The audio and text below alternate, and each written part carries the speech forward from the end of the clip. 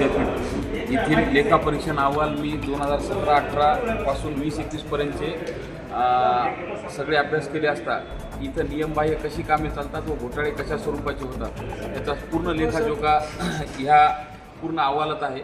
आणि ह्या अहवालाला अनुसंगून कुठंतरी यांचा घोटाळा मला उघडकीस पाडायचा होता. त्या हिशोबाने आजची पत्रकार परिषद होती. अंदाजे किती रुपयाचा घोटाळा आहे आणि कशा पद्धतीने हा घोटाळा करण्यात आला? जवळपास लेखापरीक्षण अहवालानुसार जी रक्कम आम्हाला घ्यायची आहे म्हणजे वसूलपात्र रक्कम ह्या अधिकारी कर्मचाऱ्याकडून जे त्यांनी नियमबाह्य देयक वगैरे जी दिलेली आहे ती जवळपास ह्या 4 वर्षाची मिळून होती 2 कोटीच्या जवळपास. थोडी कमी होईल पण 2 कोटीच्या जवळपास आहे.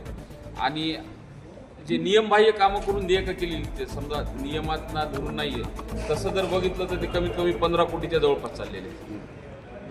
कशा वाटतं? सगळ्याच गोष्टीत एक सानसुद्धा सोडली नाही. मी आता पत्रकार परिषदेत सांगितलं ना, पडदा घोटाळा, झाडे लावण्याच्या कुंडी घोटाळा, परत गॅस सिलेंडर घोटाळा, पेट्रोल घोटाळा, परत विमान प्रवास घोटाळा, परत जेम पोर्टलवरून खरेदी न केल्याबद्दल घोटाळा, जे कम्प्युटरचे दुकानं आहेत त्यांच्याकडून AC खरेदी केलेली त्याचा घोटाळा, असे बरेच घोटाळे.